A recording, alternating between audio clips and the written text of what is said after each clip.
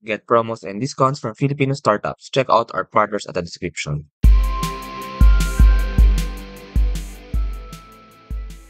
Startup Podcast PH is interviewing startups from Cebu. In this episode, we have CodeSham, the number one trusted platform for programming education in the Philippines, and its founder and CEO, Jude Maranga. Hello, Jude. Kamusta? Hi Johnny, okay lang?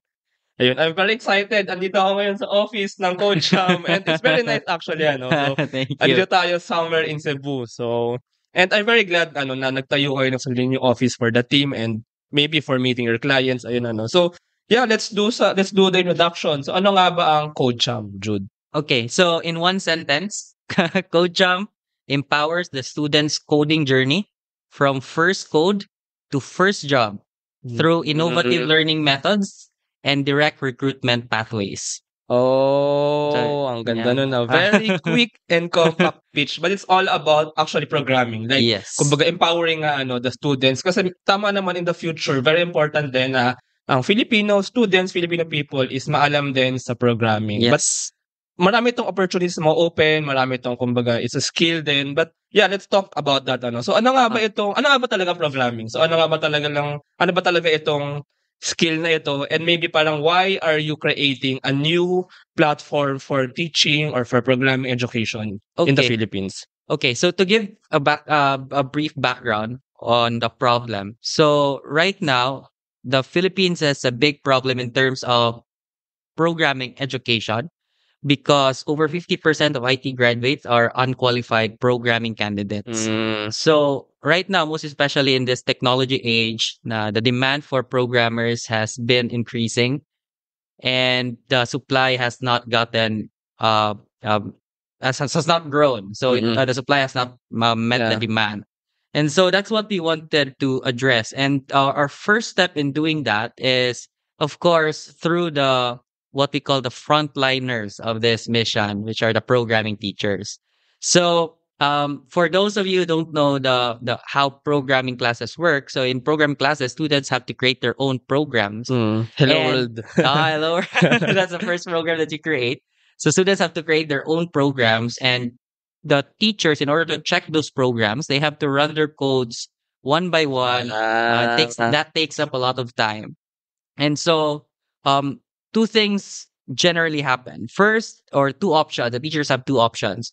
First option is the teacher can decide to give many programming problems to the students for practice, but they will be overwhelmed with the workload in preparing those activities and checking those activities.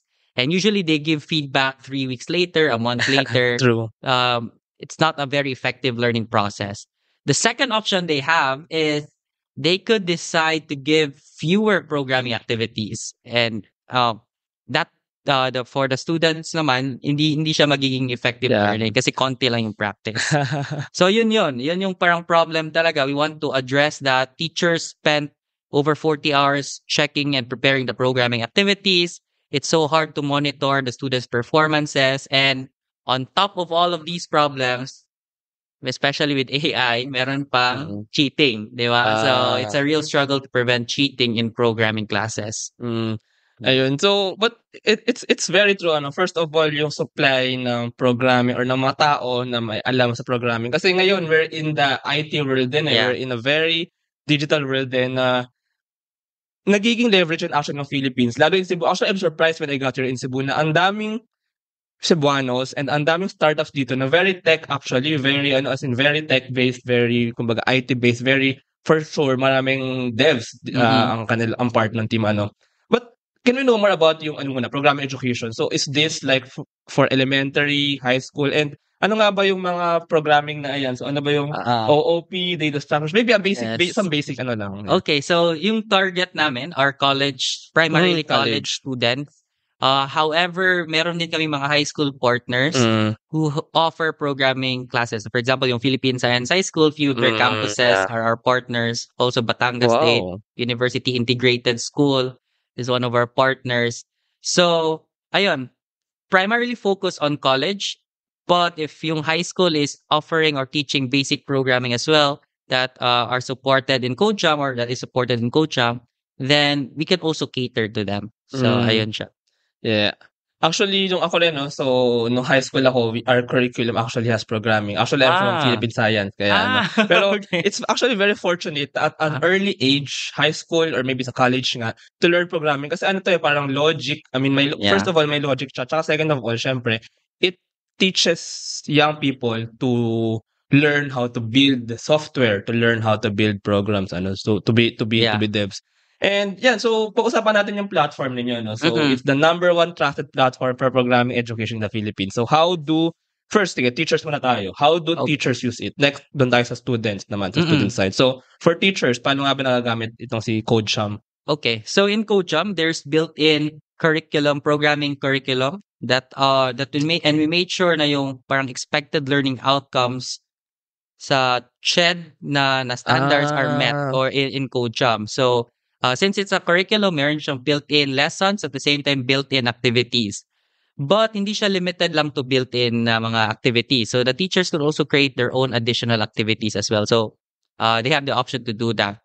And very importantly, there's automatic code checking. So the students, they will type their code in CodeJam, and then when they submit, merong automatic code checking. If ever meron pang mali, hmm, they get feedback na, oops, hindi pa tama lahat ng test cases, so they can fix it and then resubmit again. So nakikita mo na yung feedback cycle is much shorter oh, and it okay. makes the learning cycle more effective. So ayun Oh, I siya. see. So ang galing. So para siyang basically engine na doon platform basically na doon nga nagsa-submit ng codes, yung Yes, codes yes. mismo ano. Is this code language agnostic? I mean programming language So we have agnostic few or supported C, C++, mm, C Sharp, Java, Python. mm, Basic web development yung HTML, CSS, mm, JavaScript, and MySQL as well. mm. Now it really makes sense ano on how you increase the supply kasi kaya rin problem first of all in the Philippines maybe yung education as a whole din part din yung programming kasi mahirap din maghanap ng qualified teachers, ng skilled teachers. And second of all, kung may skilled teachers ka, kulang naman yung parang time, yung parang manpower, yung time for Yeah. them kasi mahirap mag-check, Oo. mahirap magturo, mahirap gumawa ng lesson plan, mahirap mag-check. Mm. So, ang ginagawa ng parang platform na 'to rin is parang it reduces the time for them para ma-multiply yung kanilang capabilities. Yes. Baka And maybe in the future, mas madami na silang classes na kaya mm. i-handle kasi mas madali na mag-check ng mga papers. And yung parang effect pa nito in the long run is yung mga schools mismo, management admin ng schools, kumbaga mas makakakuha sila ng teachers kasi Yeah. programming people will want to become teachers kasi I mean minus din yung sakit ng ulo nung checking ano. Yeah. For the students naman ano, so how does it work for the students? So how do they submit the codes Yeah. ganyan? So ayun, they just type their code in CodeJam. They just access CodeJam through a browser as long as merong internet connection. So they go to codejam.com, sign in, and then they answer the activity na binibigay ni teacher. And then they type their code there, submit, and then meron siyang automatic checking. But also, kasi yung coach meron siyang cheating prevention for programming classes. So as much as you want the students to get high grades, we want to ensure na yung grades na nakukuha nila ay yung grades talaga nila. And natututo talaga sila. If they are cheating, they will not learn in that case. So ayun, meron siyang cheating prevention. Naka-enforce yung full screen, hindi sila pwedeng mag-copy-paste from outside sources. Gano'n. So ayun, hindi may code similarity detection. Oh. Nakikita yun lahat ni teacher. Yung mga ganon. Hindi pwedeng mag-tab switch. So ayun. Yeah, actually naalala ko lang din 'no, I mean cheating sa programming, kokopya ng code, babago-baguhin yung mga what they call variable names, ayan. Yeah, so tama nga naman, very helpful din na may cheating prevention. About the ano lang na parang alignment nito nga sa curriculum. So how did you design din CodeSham to be aligned completely with the curriculum? So yung ginawa namin is we took a look at the parang expected learning outcomes dun sa CHED memorandum order.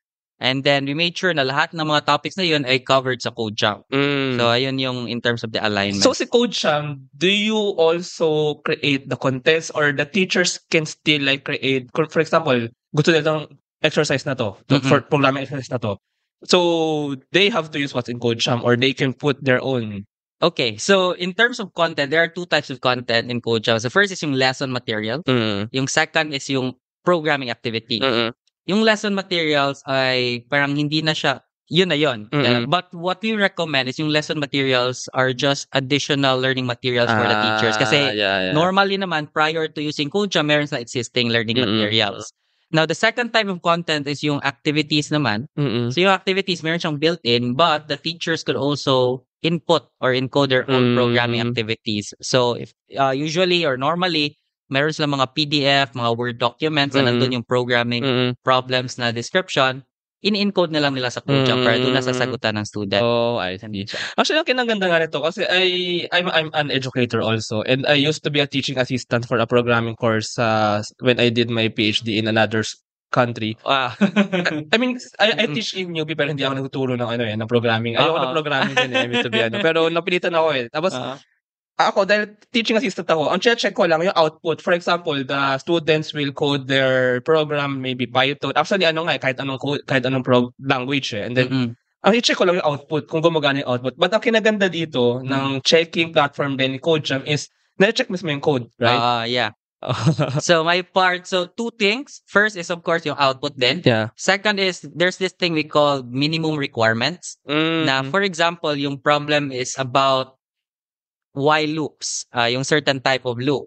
So if the student solve the problem using another type of loop, so hindi siya makakakuha ng score kasi while loop yung intended na learning outcome for that specific activity kasi. Or if the teacher wants the students to parang implement this specific function talaga, ganon. If hindi yun implement the student, so and hindi siya makakuha ng score, ganon siya. Sorry, curious lang ako. Paano na, I mean, sige, you don't have to, pero, like, in my imagination, parang maybe hinahanap ni CodeJam kung may while ba dun na syntax, parang ganon siya, no? Yes, correct. So, there's this thing, so this is technical na part. There's this thing called abstract syntax tree, na essentially, yung ginagawa nun ng algorithm is parang pini-breakdown into different tokens yung program. And then, from there, chini-check if meron bang, while loop na na-implement, ganon. So, we go deeper talaga in the code. Amazing. Ayan, so, puntahan natin yung story ni CodeJam, paano nga ba ito na nagsimula. Pero, just, i-complete lang natin yung platform. So, CodeJam as a learning platform. So, what else is in the platform? So, can you tell all the features, all the capabilities na pwedeng gamitin ng teachers doon and pwedeng ma-take advantage din ng students? Ayun. So, meron siyang lessons, tsaka activities, merong automatic code checking, merong easy monitoring ng teacher for the performance, and sa grades din. So, during recording of the grades or submission sa grades, ini-export na lang ni teacher yung grades ng students sa CodeJam tapos yung transfer sa class record. And then about that pala, we have parang plans to integrate to parang common other LMS. So, for example, merong Canvas na integration, Moodle, Blackboard, na yung gagawin na lang ni teacher is pipiliin na lang niya yung mga activities na isi-sync dun sa Canvas or tsaka Blackboard. So, click, sync. Ganon na lang siya. Tapos, accessible din siya kahit naka-mobile phone lang. So, very helpful ito in our experience, of course, during the pandemic. Pero even now, yung mga ibang students na most especially doon sa state universities na walang laptops. So, kahit naka-phone lang, nakakapag-code pa din sila, nakakapag-submit pa din sila. They can still access the lessons as long as merong mobile data or Wi-Fi. So, ayun siya, yung accessibility niya.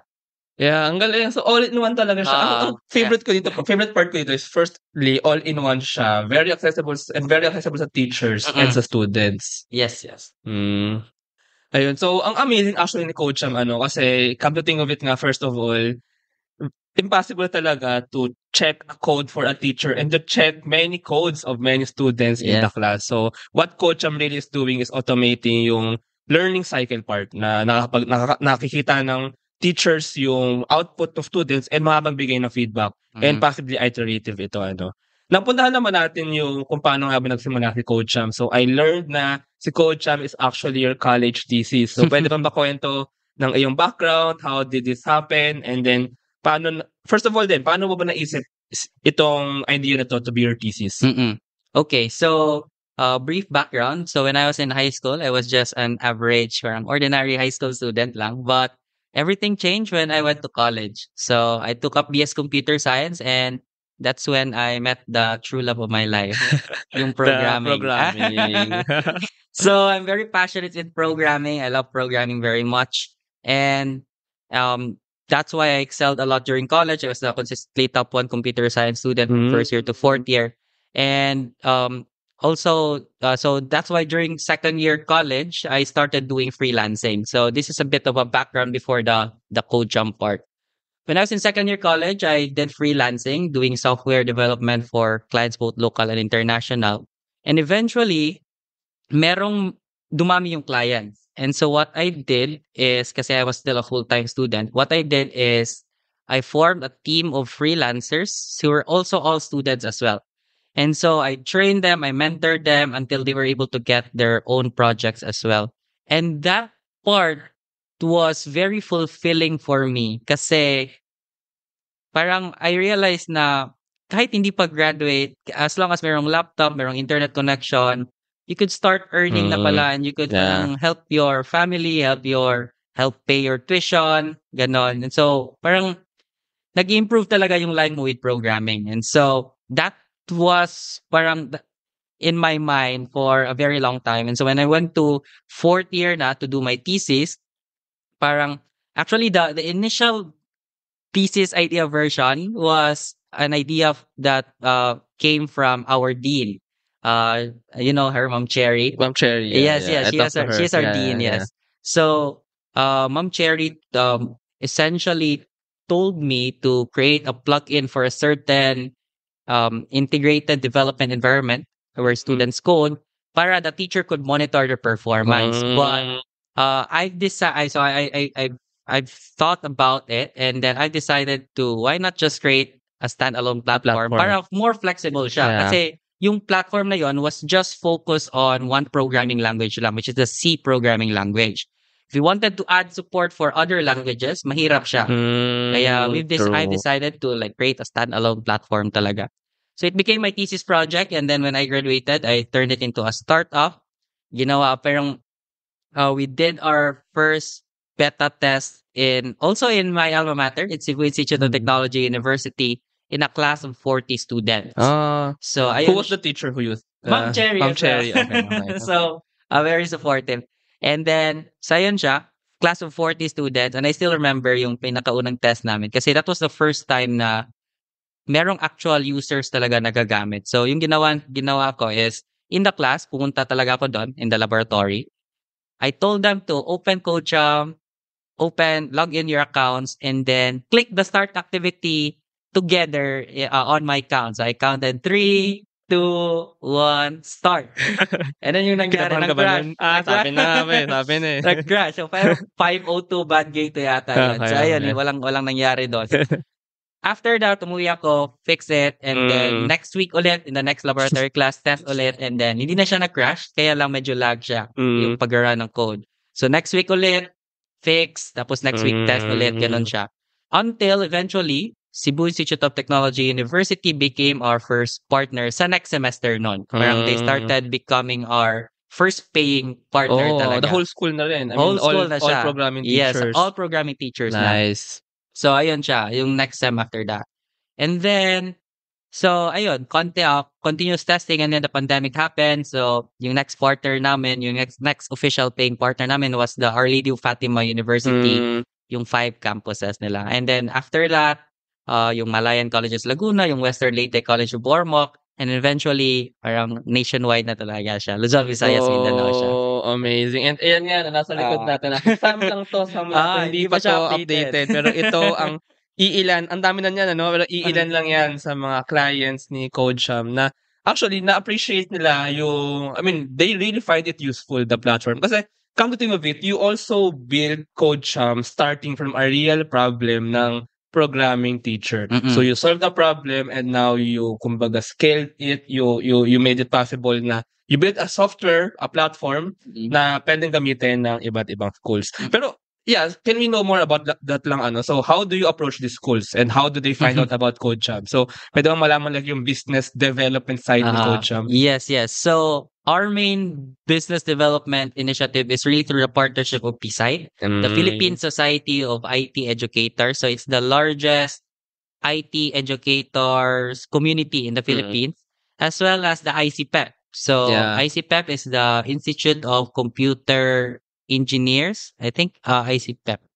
Basta mga I see. computer Yeah, engineers yeah, yeah. na professionals and students as well here in the Philippines. So what we do is, or what I do is I go around the country, I speak at the PSITE events, we Mm. collaborate with the ICPEP for programming competitions to get the word out na ito yung code jump.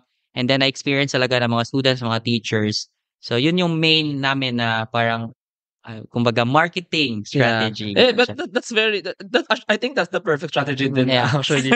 And kasi wala pang ganito sa Pilipinas. Wala Yes, pang ganito yes. na it's a very easy to use and accessible engine for programming teachers to use ano. And now dito nga tayo sa inyong office ano that malaki yung office actually. Parang malaki siya to be fair. And who's the team behind Coach Cham and how did you form the team? And Mm. lagi ba kayo dito sa office? Yes, yes. So, initially, so ako yung parang pinakauna, tapos yung ginawa for my thesis. And then afterwards, we were a team of 4. Yung dalawa, they left earlier, unfortunately. Mm. And then, right now, we're a team of 11. Your thesis mates? Hindi. Parang outside the thesis yun. Kasi yung thesis namin dati was individual. Individual, okay. So, after the thesis, basically, Okay. I formed, parang I tapped my classmate okay, and my other colleagues. So, 4 kami initially. The 2 left. Yung isa dito pa. Siya yung parang nag-lead sa, he's the parang senior software engineer in CodeJump. And then, but right now, yung parang nagli-lead talaga we're a team of 11. Yung Oh. chiefs is ako yung CEO.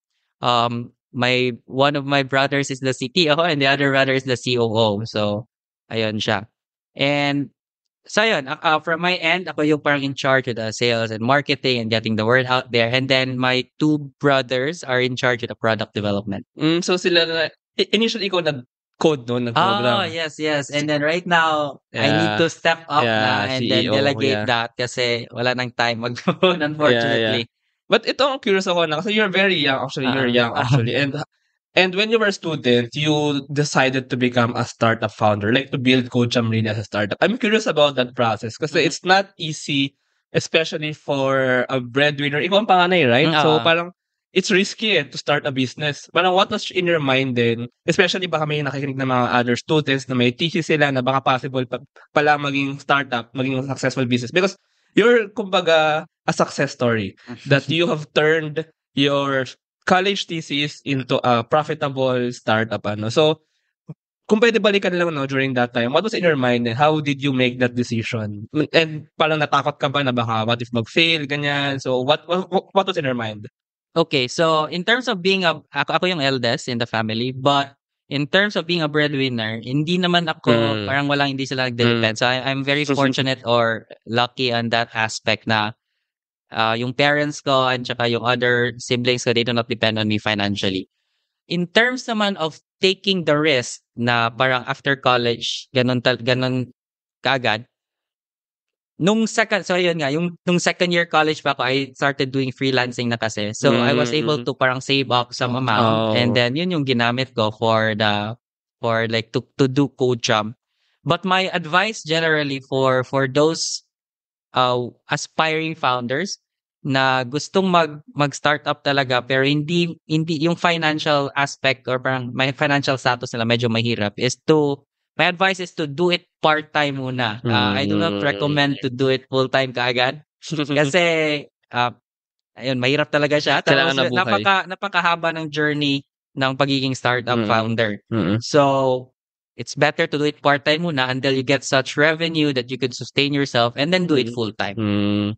And you are, correct me if I'm wrong, you are 100% bootstrapped, right? Like you started this, I'm not sure, maybe I'm wrong. Yeah. Okay, so we started bootstrap and then next we got a grant from the USDP shared. It was a 3.3 million peso grant. And then afterwards, we got an angel investment last year. I see. 50K US and then this year again another angel investment from Maine. Okay. Now I want to know about that parang journey lang. So you have this course, of course your kumbaga may revenue coming in So how are you building CodeCham as a startup? So and now you have gotten investors So how are you building, like are you focusing on the product development also, on business development, on a larger team? Yeah. Yeah, as the CEO. So You mean you're asking my personal focus as a CEO? Ano Yeah, yung yeah. Parang direction din ni Coach Sham. okay. So right now we're more focused on kasi we're not in the phase of transitioning from being a pirate ship to like a legit ship. So like before kasi parang deploy. My bugs, okay, fix. Ganun Mm. siya. Parang constant firefighting mode. But right now na Mm. medyo nagiging stable na yung code jump, so we need to transition, we need to establish system, bug tracking, yung customer support, make sure na stable yung product. And so that's primarily the direction sa CodeJump right now. So making CodeJump stable, and then second is parang yung increasing the number of partners. Mm. About these partners pala, so you talk to the school heads or you talk to the teachers? I Or talk both? usually to the deans or the The chairs. deans, yeah. And then sometimes if I talk first to the teachers yung nag-recommend sa deans. Ganun. Yeah. Pero up to the deans level, Of course, yeah. hindi na ako nagtatalk doon sa VP, sa president, Yeah, or yeah. like very rare lang. Like dean ng college ng, for Oo, example, computer science? yes, or, correct. okay. Sila kasi yung nagre-recommend. Yeah. Ayun. So, ano naman, how's the Cebu startup ecosystem? So, of course, as a startup founder, you also joined a TBI here, later. Actually, that's the TBI in your alma mater, right? Yes, So, correct. yeah, but can we know more about your experience interacting then with other startup founders here in Cebu? What do you think about Cebu also as, kumbaga, gaano ba ka-adaptive sa tech? Like maybe yung schools dito sa Cebu, gaano ba ka-receptive sa if you introduce new tech like CodeSham, yung overall ecosystem? So in terms of the startup ecosystem naman, I think it's great. This is from my personal experience. So first of all, from the investor side, napakarami ng mga VCs, napakarami mga angel investors. Just have to go out there and of course make the business sound muna before you get investment. And then second, from the side naman sa government, so there's a lot of government support right now, yung DICT, DOST, and ayun nga, we got a grant from DOST shared to parang improve the Koja platform. And then lastly, what I've noticed is there's an increasing number of parang startup founders na here in Cebu. Yeah. And so yung community has gotten bigger. There are regular meetups. In fact, you'll be going later. This Thursday pala. So ayun nga. So yung community here in Cebu, there's a lot. There's more founders to talk to na compared to before. Na parang hindi siya ganun ka famous or sikat yung startup.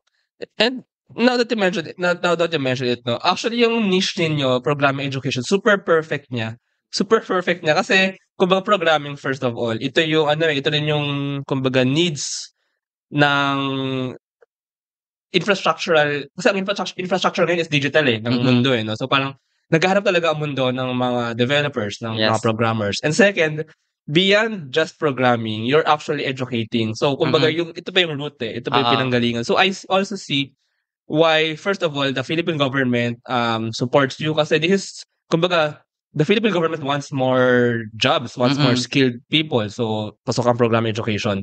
And I also see why angel investors invest in CodeSham because kita nyo naman na nakakuha ang CodeSham ng more and more clients. So, actually, ang ganda rin ng niche ng CodeSham. What do you think about that? Parang yung larger role ng program education in society maybe and how important it is. Kumbaga, what role you are playing for the Philippines, for the country? Because this is actually a very big thing.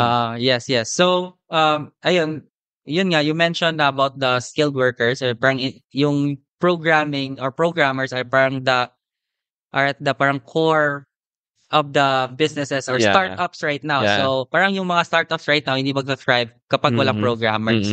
So, ayun, if we could solve the tech talent issue sa Philippines, then I think economically yung Philippines would grow talaga. Tsaka alam mo, ang kinaganda nito, now that I have talked to other founders here in Cebu, na kasi dati ang Philippines, kumbaga, para makabring in ng capital, nag-rely din somehow sa mga OFW, remittance. Ngayon, with digital work, with remote work, ang dami ngayon mga, like you did freelancing, hindi na actually kailangan umalis ng Pilipinas. You can stay here in the Philippines. You work maybe as a dev, as a tech, as an IT guy, as a tech person for other companies. You actually bring in the capital And mas marami kang may ma-spend dito sa Pilipinas. So, Mm. dumadami yung pera dito, Yes, right? exactly. Yeah. And yun nga yung role din ni Coach Cham, eh. Parang Mm. you're enabling people, Filipinos especially, to be part of that, right? Mm. What do you think Yes. of that? Yes, that's very true. Mm. Kasi right now there's no barrier na. Yeah. Even before pa, yun nga yung second year college ko, I was able to do freelancing na Mm. earn money in US dollars Yeah. kasi kasi nga work from home lang siya, online lang. Mm. So that's very true. And I think that will open up a lot of opportunities for those na qualified talaga or yung Mm. parang na-earn talaga yung skill Yeah. of programming. And I remember, you said kanina sa iyong very compact description, but actually very encompassing. May part din na this is, you also help once the students learn programming, may part din na you help them connect to jobs, right? So how is it that Okay. that part naman? Yes. So that is actually, yung programming platform is our phase 1 lang. Mm. Yung phase 2 namin, which we are already doing some initial test, is what we do is we filter the students na meron talagang parang, we filter because we know the Yeah. students by CodeJam. We filter them, yung mga top certain percentage of students. And then what we do is we offer them free training, free mentorship, and then afterwards we refer them to the companies. So, kumbaga parang full cycle na talaga siya from education until the time that they will get a job. So, ayun yun siya. Amazing. Actually, na-excite ako. Na-excite ako for the Philippines kasi nabibigyan tayo ng more hope. Kasi na-convince din ako actually now that nandito ako sa Cebu. Nawalan to, share ko lang din sa podcast na to, na parang na-enlighten ako na the future of work really is remote work. And hindi lang remote like you're in the province and then you have work in the city. Remote work really na parang people can work anywhere, mga digital nomads, mga freelancers can work in co-working spaces and they work possibly nga maraming iba't ibang clients, maraming iba't ibang projects, And ma-empower lang ang mga Pilipino if we have the right education to do that, So, I'm really excited thank you rin kay Coach Cham for doing this and for continuing this, na parang it's really end-to-end education and connecting to jobs and really empowering. You're not just empowering the Filipinos, you're empowering the future of work. Ayun, so ano nga ba ang vision mo really for Coach Cham? Yeah, so can we know the larger picture pa? So maybe the phase 3 pa, phase 4? And yeah, what's in the future for Coach Cham? Yes, so phase 3 is going global, of course. Eventually, we believe na yung technology ng Coach Cham, kasi yung programming education is universal. So we believe na Coach Cham could be implemented as well in other countries. It's just a matter of localization in terms of the language, ganon. Pero we believe na that's very much feasible. Yeah, yes. So, ayun, yun yung phase 3 namin, eventually going global. Do you also have kasi this programming ito yung parang very fundamental na for programming. Do you also have like AI programming, deep learning, machine learning, or maybe blockchain dev? Okay, so it's great na you asked that question kasi I missed that part pala. So, so right now yung Coach Cham is primarily focused on the core programming fundamentals pa yung mga first year, second year subjects. Yeah. Nung thesis ko, one programming course lang siya, programming 1, tsaka one programming language in C programming language. But right now, 5 or 6 programming courses na yung supported sa Coach Cham. And eventually, what we'll do is we'll add support for the advanced courses, then yung mobile development, yung data analytics, in our programming, Python development, AI, yun nga, yung sinabi mo. Machine learning, tama. So, third year, fourth year, programming-related subjects pa din. So, yun talaga yung niche na pinafocus namin. Kasi, meron kasing mga LMS out there, pero they're parang general siya or generic siya na set up. Kami, we want to focus talaga on programming education. Actually, I remember nga nung high school ako, very first ko natutunan is OOP, Object-Oriented Programming. Ano pa yan, yung mga linked list? That's data structures. Data structures. Sorry, hindi ako maalam sa ano. Pero, and then, actually, parang ano nga yun, yung ibang classes, OOP, yung ibang classes, if I remember correctly, web dev.